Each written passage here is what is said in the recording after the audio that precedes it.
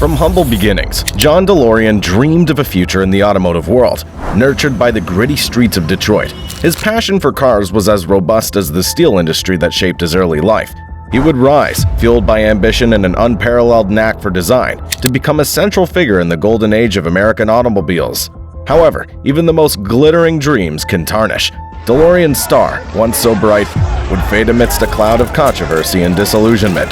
This is the tale of the DMC DeLorean, a man, a car, a saga of ambition and downfall that's as riveting as a high-speed chase. Buckle up, it's quite a ride.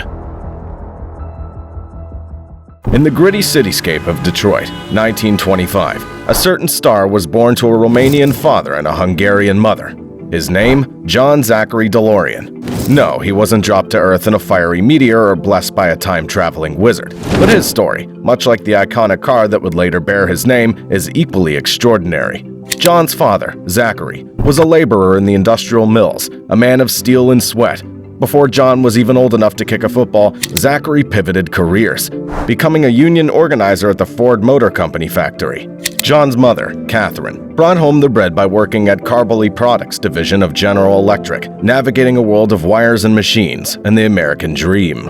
In 1942, life took a sharp turn, as it often does, and John's parents divorced. Zachary packed a suitcase and moved into a boarding house, fading into the nebulous world of solitary addicts, while John was left with a lingering absence and the echo of a father's footsteps. Despite these trials, John got into the prestigious Cass Technical High School, a place where honor students were molded and ambition was the only language spoken. His smarts, stellar. His musical talent, orchestra-worthy. And that's how he won a scholarship to the Lawrence Institute of Technology, an alma mater that had cradled some of the best engineers in the automobile industry. John started there in a blaze of promise, excelling in industrial engineering and swiftly earning his stripes in the honor society.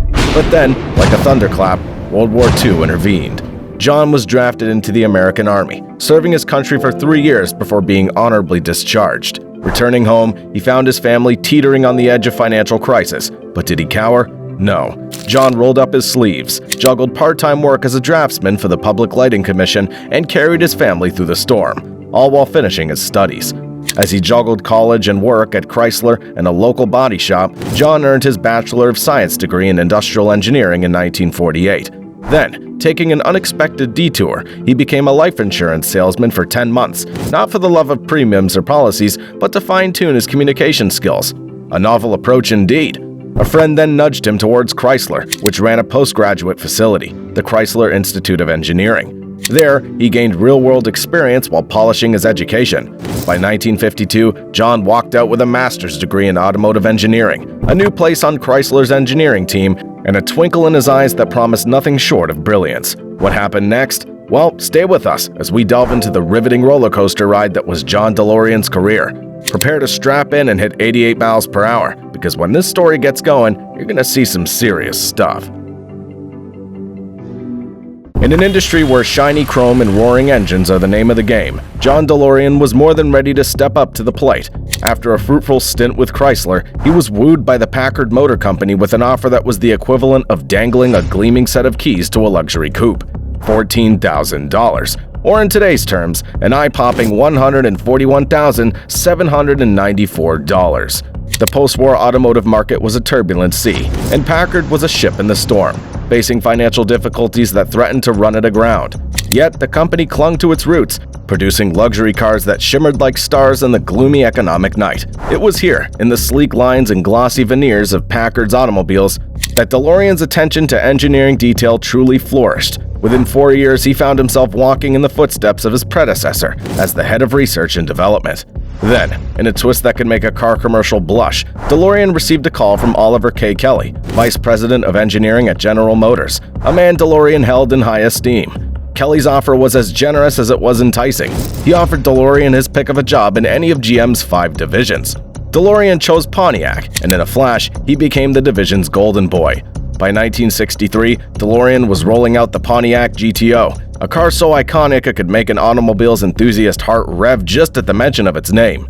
The car's popularity skyrocketed, and DeLorean, basking in the limelight, received almost all the credit. At the tender age of 40, he shattered the record for youngest division head at GM. In 1967, DeLorean brought to life the Pontiac Firebird, Pontiac's proud stallion in the race against the Ford Mustang and Chevrolet Camaro. After that, he set his sights on luxury, eyeing the development of the Pontiac Grand Prix. But alas, Pontiac could not shoulder the cost.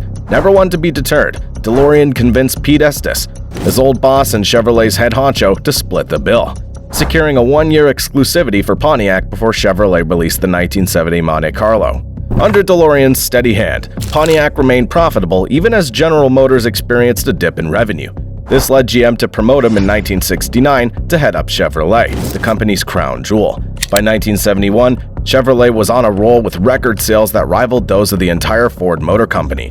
DeLorean was then appointed to the heady position of Vice President of Car and Truck Production for all of GM in 1972. DeLorean's life was a whirl of jet-setting adventures and high-profile friendships, rubbing elbows with celebrities like Sammy Davis Jr. and Johnny Carson. His investment portfolio boasted ownership stakes in the San Diego Chargers and the New York Yankees. But as the old saying goes, success breeds envy, and DeLorean's rebellious image didn't sit well with some of the stater executives at GM. Despite his impressive business results, the corporate knives were out. Then, on April 2, 1973, in a move that stunned the industry, DeLorean announced his departure from GM. He cited a desire to shift his focus to the social area, stating that the nature of the business had constrained his ability to do as much as he desired in this realm. But whispers suggested that he might have been shown the door. However, our John wasn't one to be stuck in reverse. What others might have seen as a roadblock, he saw as a launching pad. He was about to take a step that would change his life and the auto industry forever. After bidding farewell to GM, John DeLorean didn't just kick back and enjoy the view from his rear-view mirror. Instead, he floored the gas pedal in an audacious move that had jaws dropping all over the auto industry. He announced the creation of his own auto company, the DeLorean Motor Car, or DMC for short. DeLorean had a dream, and it was nothing short of a premium car that could take on the titans of luxury automobiles, BMW and Mercedes-Benz. To give life to this vision, DeLorean enlisted the talents of Giorgetto Giugiaro, an Italian designer who could make a car look as stylish as a runway model in Milan. After a few drafts and designs, Giugiaro presented the DSV-1, a sports car that looked like it had zoomed straight out of a science fiction movie. It sported gull-wing doors that flapped open like a mechanical bird taking flight, and stainless steel body panels that shone like polished silverware. Under the hood, it roared with a 2.8-liter V6 engine, capable of producing 135 bhp and zooming from 0 to 60 miles per hour in a brisk 9.6 seconds. Its top speed, a breezy 122 miles per hour. This car, a love letter to innovation and audacity, was eventually christened the DMC-12. The 12 in the name represented its initial target price, a cool $12,000. With a design ready to roll, DeLorean was in need of a manufacturing facility to bring his dream machine to life. Puerto Rico was inches away from sealing the deal when a curveball offer arrived from an unlikely source, the British government. Eager to pump life into Northern Ireland's sagging economy and quell the rising sectarian tension, the Northern Ireland Development Agency dangled a financial carrot of around £100 million. Backed by investments from financial institutions and sprinkled with a dash of star power with funds from his celebrity friends Johnny Carson and Sammy Davis Jr., DeLorean had the recipe for success. A manufacturing plant, vast and gleaming, was built near Lisburn, and in early 1981, the first DMC-12 strutted off the production line. The company even launched a jaw-dropping promotion with American Express, featuring a gold-plated car that made the Midas touch look understated. There were other cars on the drawing board too, future stars waiting in the wings. The DMC-24, a luxury sedan, the DMC-44, a compact coupe, and the DMC-80, a high-performance sports car. Each of them were concepts of what could be, dreams rendered in chrome and steel. However, as every driver knows, the journey isn't always smooth. There are bumps on the road, detours, and unexpected breakdowns, and for John DeLorean and his ambitious venture, the check engine light was about to come on. Life, much like the automobile industry, has a knack for throwing a few unexpected turns our way. Just when you're enjoying the cruise, the engine splutters, the brakes falter, and a fog rolls in, obscuring the path ahead. For John DeLorean and his ambitious DMC venture, that fog was rapidly closing in. Though production was slated to start in 1979, it wasn't long before alarm bells started ringing. The Belfast factory was bustling with eager workers ready to get their hands dirty. But there was a problem. Many of these workers had never clocked in for a job before, let alone assembled automobiles. With their inexperience, the assembly line was akin to a marathon runner who had never worn running shoes before. The result was a series of production problems and delays, as palpable as a flat tire on a freshly polished sports car. Every DMC-12 was destined for American shores, but once they arrived, they faced more scrutiny than a teenager borrowing the family car for the first time. Problems abounded, from sizable panel gaps to under-the-hood issues that needed addressing. It was back to the drawing board for many of these futuristic vehicles. Thankfully, like a seasoned mechanic, the Belfast factory crew found their rhythm, and the quality of the cars started to improve. Originally, DeLorean had dreams of seeing 30,000 DMC-12s purring on the roads, but only 6,000 made it off the assembly line. To make ends meet and ensure the company didn't make an unscheduled pit stop, DeLorean needed to sell between 10,000 and 20,000 cars. But with only 6,000 cars finding homes, the financial odometer was ticking towards trouble. In desperate need of a financial jumpstart, DeLorean turned his gaze toward the UK government, hoping they'd lend a hand to save jobs and stimulate the local economy. However, their wallets only opened on the condition that equal funds could be sourced from private investors. It was like asking a rookie driver to complete a perfect three-point turn, with the stakes high and the margin for error razor-thin. Despite the odds, John DeLorean wasn't about to wave the white flag. He started scouting for financiers to fuel his vision, hoping to pull DMC out of the ditch. But his pursuit led him down a path that would have him trading in the comfortable seats of his DMC-12 for a far less luxurious accommodation, a prison cell. It seemed that DeLorean's high-octane adventure was sputtering out.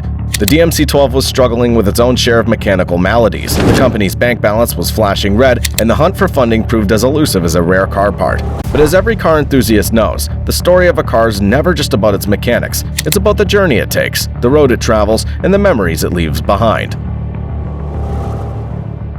In a plot twist that would make Walter White blush, John DeLorean found himself entangled in an escapade more Breaking Bad than Shark Tank. October 1982 saw DeLorean embroiled in a high-stakes drug trafficking scandal. Undercover agents filmed him in a sting operation, agreeing to fund a cocaine smuggling deal, with 59 pounds of cocaine worth $6.5 million laid out in a hotel near LAX. The feds fingered DeLorean as the financier of this desperate bid to salvage his sinking company. The tale thickens with a mysterious character, James Hoffman, DeLorean's neighbor and secret informant for the FBI. It was Hoffman who spilled the beans on DeLorean's drug deal dreams. Awaiting trial for his own 1981 cocaine trafficking charge, Hoffman saw a chance for leniency by turning in DeLorean. He called DeLorean, offering a deal the desperate man couldn't refuse. Hoffman, aware of DeLorean's financial woes, heard him admit he needed a cool $17 million to stave off DMC's looming bankruptcy. When it came time for trial, DeLorean's defense had a secret weapon, the argument of police entrapment. They claimed the FBI and DEA had set a trap for the financially vulnerable DeLorean, using Hoffman as bait. DeLorean's clean criminal record stood in stark contrast to Hoffman's shady past, adding credibility to this defense. The icing on the cake was the testimony of DeLorean's secretary, Carol Winkler, whose call log showed that Hoffman had made the first move. DeLorean was discharged in August 1984, found not guilty, but the victory was bittersweet. DMC was bankrupt, his reputation tarnished beyond repair. When asked if he'd return to the auto industry, DeLorean shot back, "Why would you buy a used car from me?" Who'd have thought that a car once deemed a flop would become a coveted icon of pop culture? Now that's what I call a plot twist worthy of a Hollywood blockbuster. Our hero car, the DMC-12, was just about destined to fade into the obscurity of failed car models, when a new hope dawned on the horizon, a little movie by the name of Back to the Future. Originally, the script of Back to the Future called for a refrigerator to serve as the time machine, but director Robert Zemeckis and producer Steven Spielberg realized they needed something that would truly make audiences gasp.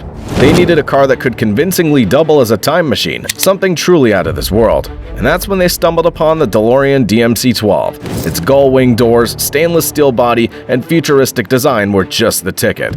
It was perfect. It was like the DeLorean was just waiting for its moment in the limelight. The movie needed 3 of these iconic cars, one for the stunts, one for the regular scenes, and another one purely for interior shots. The vehicles were modded to the hilt to give them that unique Back to the Future flair, with flashy lights, a flux capacitor, and even a Mr. Fusion home energy reactor. Once audiences got a load of the DeLorean blasting through the time-space continuum, the car's cool quotient went through the roof. Suddenly, everyone wanted a DeLorean. The car became a symbol of 80s nostalgia, coveted by collectors, and DeLorean fan clubs sprang up worldwide, proving once and for all that one man's trash is indeed another man's treasure. And yet, even in the face of such adversity, DeLorean refused to throw in the towel. After the dust of the trial had settled, he attempted numerous comebacks, including ventures into wristwatches and even a new version of the DMC-12. But as they say, lightning rarely strikes the same place twice. His endeavors met with little success, and he was forced to declare bankruptcy in 1999. And then, in a final sad twist to our tale, DeLorean passed away in 2005, at the age of 80, alone in a modest New Jersey apartment. It was a quiet end for a man whose life had been anything but. From a humble upbringing in Detroit to the glamorous heights of GM to the dramatic courtroom battles, John DeLorean's life was a testament to both the exhilarating and merciless nature of the American dream. Despite his tumultuous journey, John DeLorean's legacy endures beyond his lifetime. His stainless steel wonder, the DMC-12, remains an emblem of innovation and ambition, enchanting car enthusiasts and movie buffs alike. As we conclude this thrilling journey, let's commemorate DeLorean not solely for his missteps, but for his audacity to dream and defy conventions. His tale serves as a striking reminder that amidst life's sharp twists and harsh bumps, there's always a chance to create a dash of stainless steel magic. And don't forget to watch this video, and until next time, ciao!